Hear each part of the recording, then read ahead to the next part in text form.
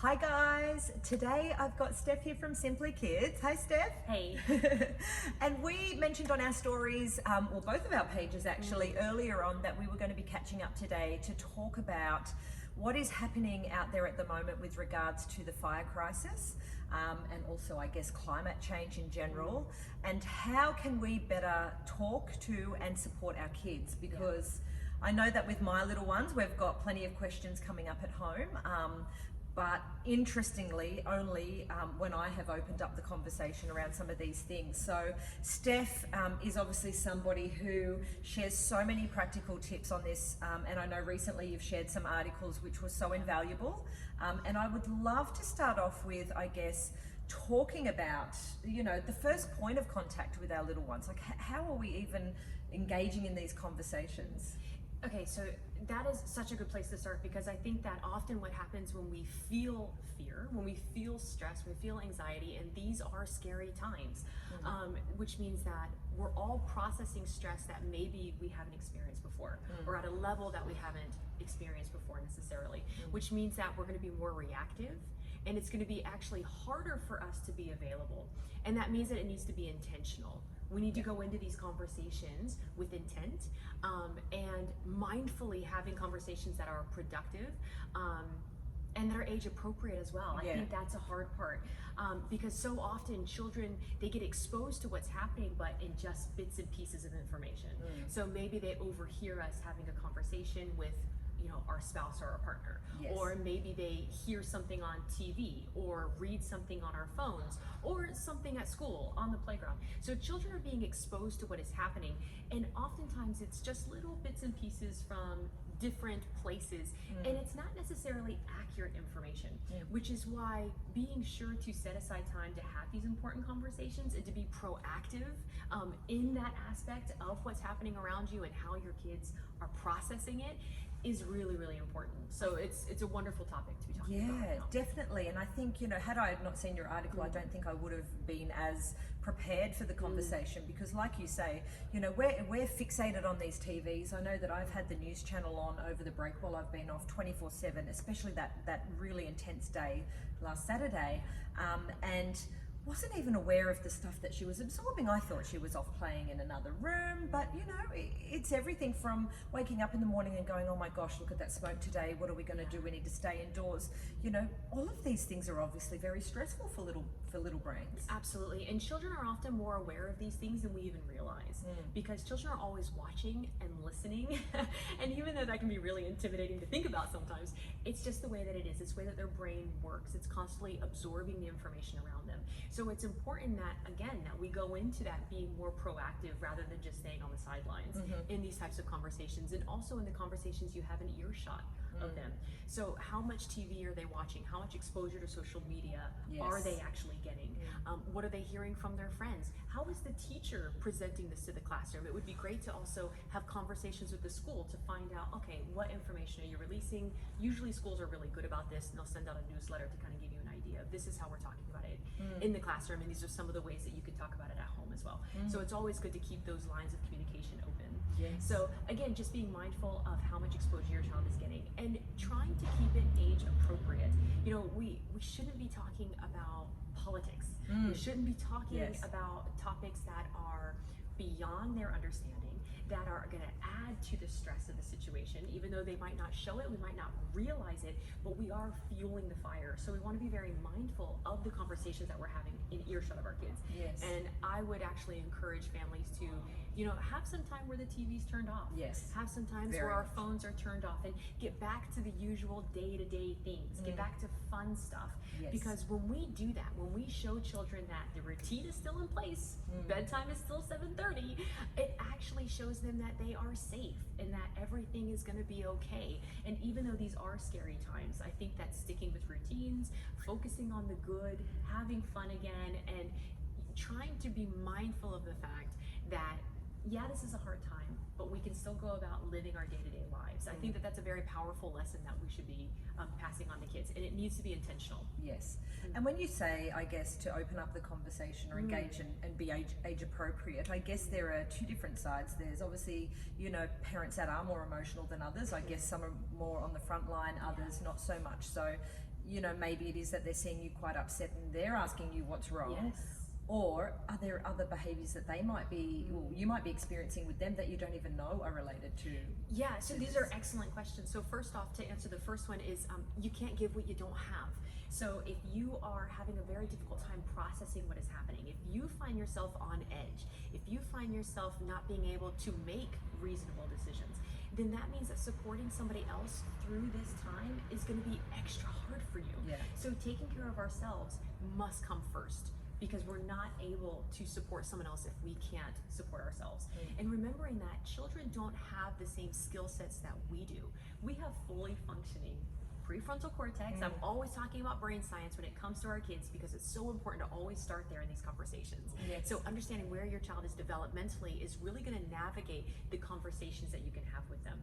So our brains are fully developed. We are able to see beyond the catastrophe that is happening and the disaster that is happening, and know that there is a plan, there is a solution, we can work together, we can get through this, we are safe.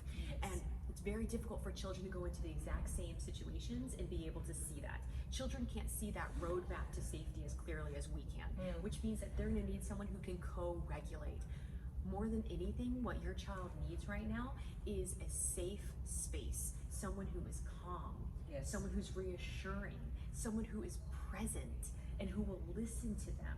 So so if you're struggling monitoring your own emotions in the situation, if you find yourself getting kind of panicky and getting fearful, then definitely take care of your own needs first, because then and only then can you Putting your own oxygen mask on. That's exactly first, right. Yeah. In crisis situations, we always put on our oxygen first before passing that on to the kids. And I think it's good what you said, because I'm the, you know, I watch the TV and I see all of these horrific things, but then I can, you know, disengage and go, okay, this is happening, how can we help, you know, make these plans for donations and things in the background, but not realizing that they're hearing and seeing all of this, and it is so present in their brain. And we were chatting earlier about my, someone's renovating behind our house, and my daughter was sitting there watching, and then she said, Mummy, are they building homes for the people that have lost their home in the fire? I didn't realize it was that present on her mind, that everything she was seeing, she was relating back to it. So. Yeah, and that's exactly how children's brains work. So when they see something, it's a personal experience for them. Everything is here, happening to me right now. They're not able to differentiate. No, that's not your home, that's somewhere else. Very difficult for them to be able to tell the difference between the two. So everything is a real experience, and that's a scary thought.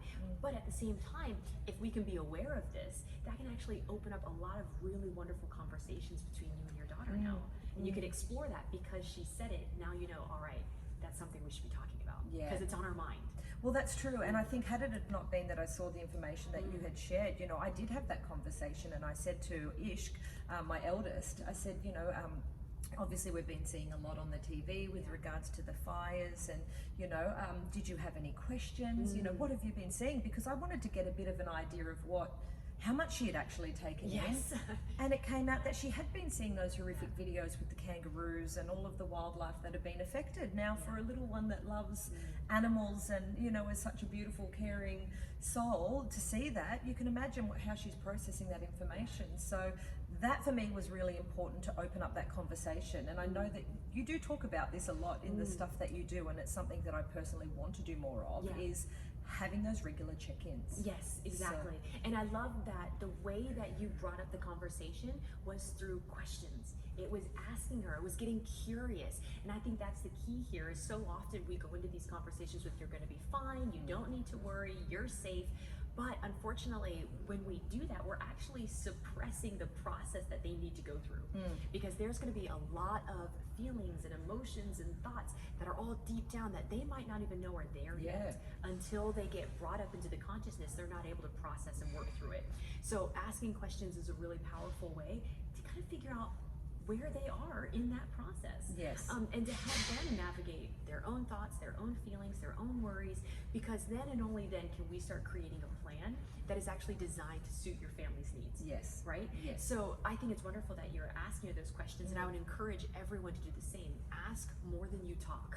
Yeah, Always ask exactly. when you talk. Because also too, we think that sometimes that they're taking in this information very differently to what they are. It might be at a very basic level, but that helps you to gauge that so that you can have, age appropriate responses. Yeah.